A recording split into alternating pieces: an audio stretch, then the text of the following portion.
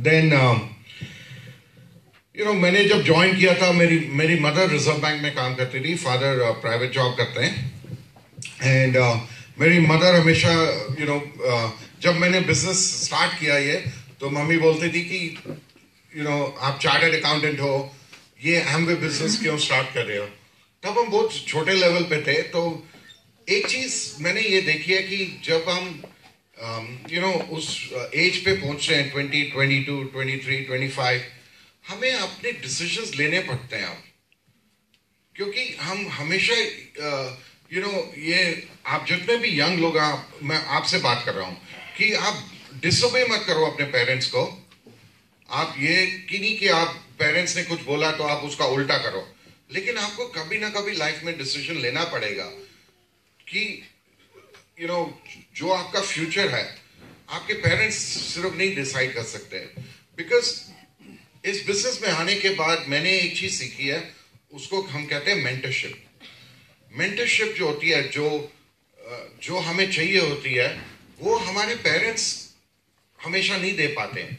Because वो feel different हो सकता है, उनका एक्सपीरियंस टोटली डिफरेंट हो सकता है। कि जैसे आपको अगर डॉक्टर बनना है, लेकिन आपके पेरेंट्स डॉक्टर नहीं है, तो वो आपको मेंटर नहीं कर सकते, वो आपको कोच या गाइड नहीं कर सकते हैं। एंड लाइफ में हम सबको एक कोच, एक गाइड, एक मेंटर बहुत जरूरी चाहिए। आज आप किसी भी सक्सेसफुल आदमी को देखो, आप विराट कोहली को देख लो, is a champion, right. Cricket में उनको सब कुछ पता है क्रिकेट के बारे में, राइट। लेकिन विराट कोहली अभी भी उनका कोच है कि नहीं है? Does he have a coach? Yes. Why does Virat Kohli need a coach? Because अगर कोच से सीखना है उनको, और कोच को उनसे ज्यादा पता है, तो कोच खेल रहा होता ना मैच, तो coach doesn't know more than Virat Kohli. But मैंने एक चीज, ये कांति गाला जो हमारे लीडर हैं, वो ये बोलते थे कि आप सीधे खड़े रहो अगर, एंड आप पूरी राइट की तरफ देखो और पूरा लेफ्ट की तरफ देखो, तो you can cover only 270 degrees.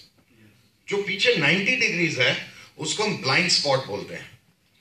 सो अगर आपकी लाइफ में कोई भी नहीं है आपकी ब्लाइंड स्पॉट्स को कवर करने के लिए, देखने के लिए और बताने के लिए, because you don't know what you don't no, and अगर कोई भी नहीं है आपकी लाइफ में आपको बताने के लिए, then you don't know what you don't know. So उसमें क्या होता है कि आपको घाटा होगा।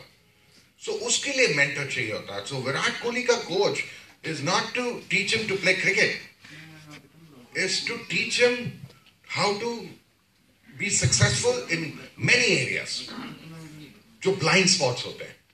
सो इस बिजनेस में हमें वो भी मिलता है। जो हमारे अपलाइन है, जिसके साथ आप काम करोगे, उनका इंटरेस्ट है आपके सक्सेस में। बिकॉज अगर आप फेल होंगे, वो भी फेल होंगे। हम इस बिजनेस में तभी सक्सेसफुल होते हैं, तभी पैसा बनाते हैं, जब हम किसी को हेल्प करते हैं।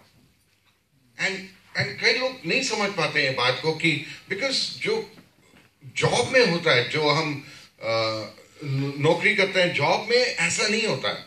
जॉब में आपका बॉस आपको नहीं सिखाना चाहता सब कुछ, बिकॉज फिर उसकी पोजीशन खतरे में हो जाती है, because you can replace him, right.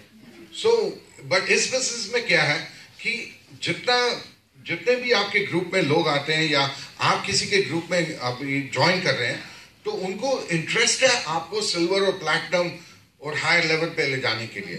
सो इसमें विन विन सिचुएशन है। एमवे में कभी कोई फेल नहीं होता, कोई भी फेल नहीं होता एमवे बिजनेस में कभी भी। अगर कोई एमवे बिजनेस में सक्सेसफुल नहीं होता, वो इसलिए नहीं होता बिकॉज वो फेल नहीं होते हैं, वो क्विट कर जाते हैं, वो छोड़ जाते हैं। सक्सेस का ऑपोजिट क्या है? रॉन्ग। सक्सेस का opposite is not failure. Success and failure is the same thing, but हमें गलत सिखाया गया है। बिकॉज किसी भी सक्सेसफुल आदमी को आप देख लो, वो बिना फेलियर के सक्सेस हुआ ही नहीं। फेल सब होते हैं, लेकिन जो सक्सेसफुल लाइफ में होता है, वो उस फेलियर को स्टेपिंग स्टोन लेके, सीख के नेक्स्ट स्टेप लेता है। वो क्विट नहीं करता। सो इस बिजनेस में भी आपको बहुत सारे फेलियर्स आएंगे। इनफैक्ट कुमार एंड अंजलि को देख लो, जो double diamond founders, double diamond है, उनका सक्सेस हमारे सक्सेस में फर्क क्या है? They have failed more than us. जो आपके लीडर्स हैं यहाँ पे, ये इसलिए इस लेवल पे पहुंचे हैं बिकॉज आपसे ज्यादा वो फेल हो चुके हैं. मैं ये नहीं कह रहा जाके फेल करो, but it's okay to fail. तो आप किसी से बात करते हैं और वो कुछ आपको पॉजिटिव जवाब नहीं देते हैं, पॉजिटिव रिस्पॉन्स नहीं देते हैं, इट्स ओके, कोई प्रॉब्लम नहीं है. सो ये चीज सीखनी पड़ती है. तो आपका जो माइंडसेट है वो इस बिजनेस में आने के बाद थोड़ा चेंज करना पड़ता है, बिकॉज हमें ये सब चीजें सिखाई नहीं जाती है स्कूल में, कॉलेज में, घर वालों ने भी नहीं कभी सिखाया है. इस बिजनेस में आने के बाद हमने ये सब सीखा that failure is important to success. Then क्या होता है कि हमें अपना माइंडसेट चेंज करना पड़ता है. कई लोग सोच रहे हैं कि मैं ऐसा नहीं हूं, वैसा नहीं हूं, मैं इनकी तरह नहीं लगता हूं, या सक्सेस इज बिल गेट्स का एक स्टेटमेंट था जो बहुत फेमस है.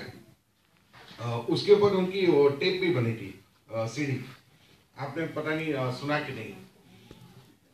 It's not the size of the dog in the fight, it's the size of the fight in the dog. उसका मतलब यह है कि कैसे बताऊं, how do you translate this? समझ गए? Yes.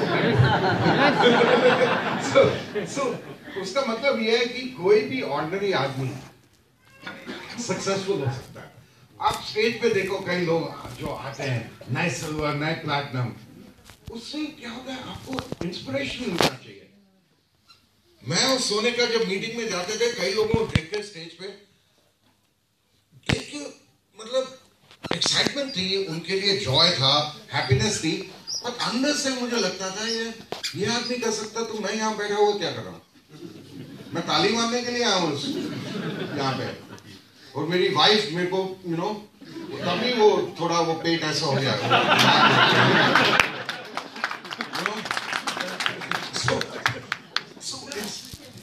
दिस एनवायरमेंट जो हमारा BW एनवायरमेंट बहुत इंपॉर्टेंट है, बिकॉज इससे इंस्पिरेशन मिलती है आपको.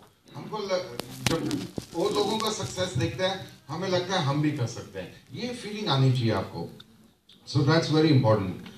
सो एंड अभी तो जो एमवे बिजनेस इंडिया में शुरू हुआ है, अभी कुछ कितने 10, 12, 15 साल हो गए. हाँ, 18 साल तो अभी तो स्टार्ट हो रहा है इंडिया में. बिकॉज नई कंट्री में जब एमवे जाता है, दे गो थ्रू लॉट ऑफ, जो कहते हैं ना सेटिंग अप में जो प्रॉब्लम होती है गवर्नमेंट के साथ, ये वो सब होता है. लेकिन एक बार जब ये बिजनेस एस्टैब्लिश होना शुरू होता है कंट्री में, उसके बाद एक्सप्लोजन होता है. सो अभी you are at the right time in this business. This is the time जब एक्सपोनेंशियल ग्रोथ होगा एमवे. अभी और बहुत सारे प्रोडक्ट्स आएंगे. एमवे ने अभी लास्ट 1 or 2 years में डिसीजन लिया to invest heavily in India. And India जो है अब एमवे के लिए एक हब बन गया. जो आसपास की कंट्रीज हैं उनके भी प्रोडक्ट्स यहाँ से मैन्युफैक्चर करने की उन्होंने डिसीजन लिया. सो दैट मीन्स कि इंडिया में जो इन्वेस्टमेंट है एमवे की, वो बहुत ज्यादा ग्रो होने वाली है. सो और प्रोडक्ट्स आने वाले हैं. अभी तो ये जो क्वीन आया है हमारे यहाँ भी, एक्चुअली ये जो क्वीन कुकवेयर है, हमारे पास एक सेट है जो हमने आई थिंक 22 साल पहले खरीदा था.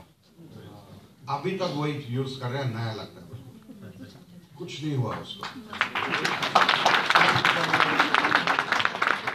मैं झूठ नहीं बोल रहा हूं, this is the real truth.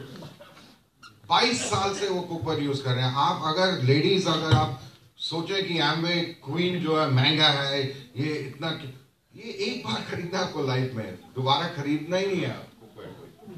नहीं तो कितना पैसा लोग यूज करते हैं, वेस्ट करते हैं नए नए बर्तन खरीदने में. एंड इसमें लाइफ टाइम गारंटी होती है. एक बार मुझे याद है कि वो ओवन में सोनिका ने रखा, हैंडल को कुछ हुआ तो फ्री रिप्लेसमेंट. यहाँ पे पता नहीं है कि ये